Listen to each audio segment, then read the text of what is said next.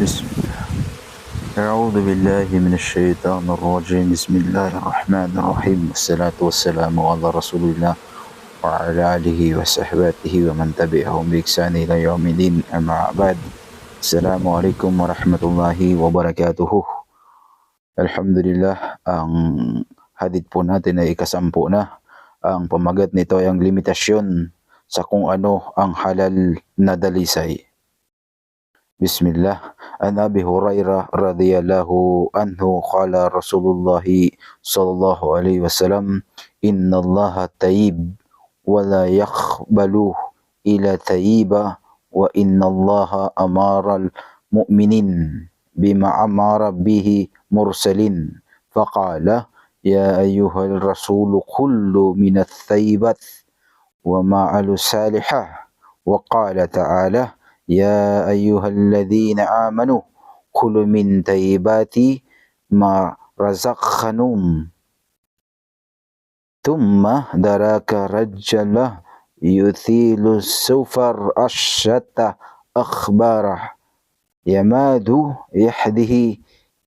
يده السماء يا ربي وما تموه هرم وما اشتربوه هرم ومستبوه haram wa ghaida hiya bil haram fa anna yastajabu lahu rawahu Muslim.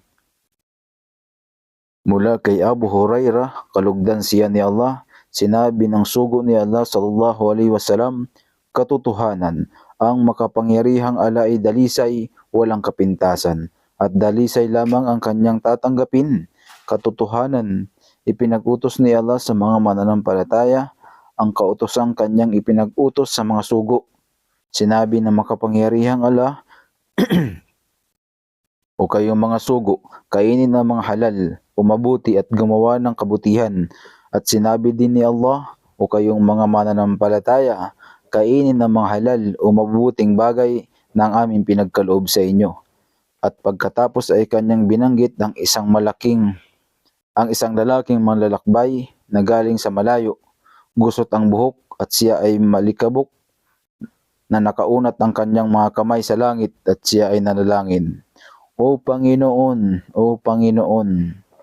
samantala ang kanyang pagkain ay mula sa haram o bawal, ang kanyang inumin ay mula sa haram, ang kanyang damit ay mula sa haram, at ang kanyang ikinabubuhay ay mula sa haram. Kaya paano didinggin ni Allah ang kanyang panalangin, ni ulat ni Muslim. Kabilang sa mga pangalan ni Allah ang At-Tayyib, dalisay, at nasasaklaw nito ang pagkadalisay ng kanyang sarili, ng kanyang pangalan at katangian, kanyang mga gawain at batas, panuntunan. Ang mga gawain ay nahati sa dalawa, natatanggap at di natatanggap, dahil sa sinabi ng mahal na propeta sallallahu alaihi wasallam, at dalisay lamang ang kanyang tatanggapin. Isa sa mga halimbawa ng hindi pagtanggap ng Allah subhanahu wa ta'ala sa mga alipin o sa kanyang mga nilikha ay yung mga taong ang kanilang pamumuhay, example dito ay ang haram. Anong haram? Paggamit ng mga ipinagbabawal na gamot, ang pagpapautang, ang riba, at ang gawaing mga pagnanakaw o di kaya pagpapatubo ng pera o di kaya panlalamang sa kapwa. Kahit na ikaw ay nanalangin sa Allah subhanahu wa ta'ala, hindi dinidinggin ang iyong panalangin dahil sa iyong gawain.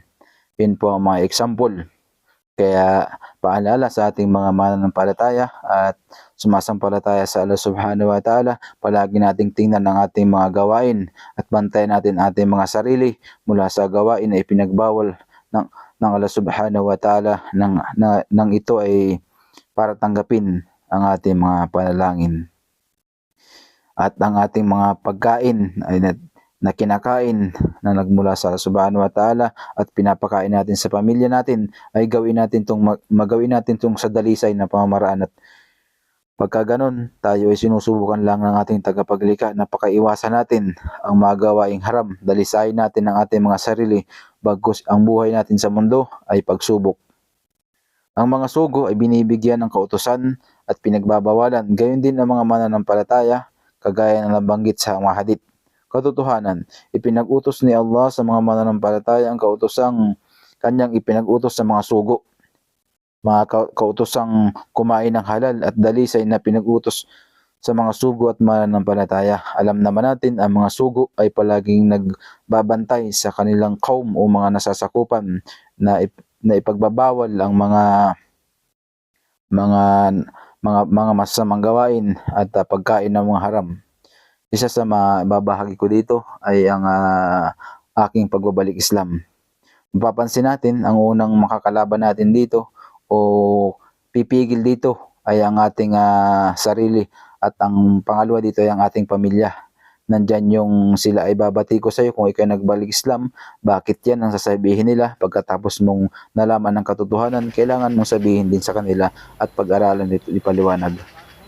At bilang isang Muslim, niyakap mo ang pananampalatayang Islam, nasa iyo ang tauhid. Ngayon, kung ikaw ay maalam dito, ipagbabawal mo sa kanila ang pagsamba sa mga Diyos-Diyosan, ang mga dati nyong gawain na mga haram at ang dati nyong mga gawain na hindi dalisay, ito ay yung ipagbabawal na sa kanila. Kaya naman, ang hadith ay nagpapahayag na ang pagkain o hanap buhay mula sa haram na paraan ay nagiging sanhi ng hindi katanggap-tanggap ng mabuting gawain o ibada sa Allah Subhanahu wa Ta'ala dahil ang ating pananalita, paghahanap buhay, ang lahat ng ginagawa natin ay ito po'y ibada. Ang halimbawa, nasabi nating ibada, kung ikaw ay naghahanap buhay sa paraan na ito ay halal, malinis, at ito ay pinagpawisan mo, at ito ay pinagpaguran, at ito ay sa paraan ng tama, mahirap man ito o madali, basta ito ay pinagpawisan, ito ay nasa paraan na halal. Kaya naway bantay natin ating mga sarili, pilitin natin na gumawa ng halal na gawain, magtrabaho ng halal kasi mas madaling lapitan ang mga haram na gawain kaysa sa halal. At katanggap-tanggap ang mga panalangin katulad ng nabanggit sa hadith kung saan ang lalaki ay naglalakbay at nanalangin, ang kanyang paglalakbay ay kabilang sa dahilan upang katanggap-tanggap ang kanyang panalangin. Subalit, ang kanyang pagkain, inumin, mga kasuotan ay mula sa pinagbabawal, kaya ina nagiging sanhi ng hindi pagtanggap sa kanyang mga mabubuting gawa. Kaya pakaiwasan po natin, bantayan natin ang ating mga sarili sa mga gawain atin itong timbangin at alamin ito ay halal ba o haram.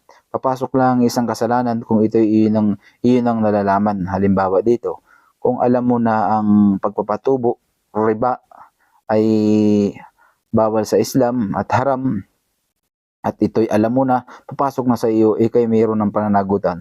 Ngunit kung ikay bago lang sa Islam at hindi mo pa ito alam, hindi pa sa'yo papasok ang pananagutan. Pero bilang isang Muslim at balik Islam, dapat ito yung pag-aralan. Ang paglalakbay at pagkatapos ng pag-unat ng dalawang kamay habang nasa panalangin, dua ay kabilang sa panahon ng at kalagayan na katanggap-tanggap ang panalangin katulad ng nabanggit sa hadith. Kung ang isang tao ay naglalakbay sa landas ng Allah Subhanahu wa Ta'ala at siya ay nag-aayuno at itaas niya ang kanyang kamay, ito ay tinatanggap ng Allah Subhanahu wa Ta'ala, pero dapat sa mga kondisyon na ito ay nasa halal na gawain at halal na kasuotan o pagkain ng iyong ginagawa sa antas na ikaw ay humihingi ng biyaya ng Allah Subhanahu wa Ta'ala. Si Abu Hurairah radhiyallahu anhu ay isa sa mga sahaba ng Rasulullah na maraming nabanggit na ulat na ito ay namemorya na sa 5,000 hadith at siya ay sahaba na mahilig sa pusa na mag-alaga. Ang Rab na tinatawag dito ay ang Panginoong tagapaglikha at tagapagbiyaya ng siya nagbibigay ng buhay at kamatayan. Zalim, ang kriminal o may sala. Madlum, ang biktima o nagawa ng kasalanan. This section is a credit to Sheikh Muhammad Makaraya Bani.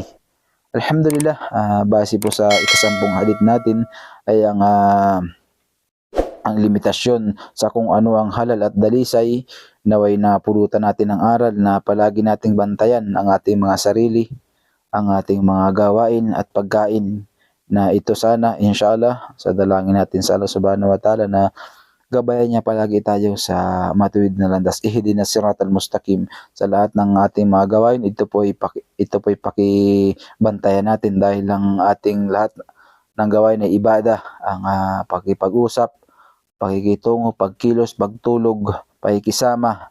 Ito po ay pagsamba sa ating nag-iisang tagapaglikha na si Allah Subhanahu wa Ta'ala.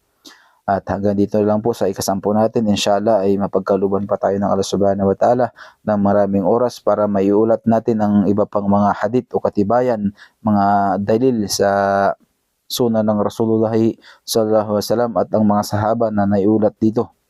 At barakallahu fik, jazakallahu khair sa mga taong sumusubaybay, sumusuporta at nag-share ng ating mga gawaing Islamiko dahil ito ay kabilang din sa sadaqatul jariyah. Isa ito sa maiiwan natin dito sa mundo kapag tayo ay lumisa na. Wa akhiru dawana inal hamdulillah. Assalamu alaikum warahmatullahi wabarakatuh.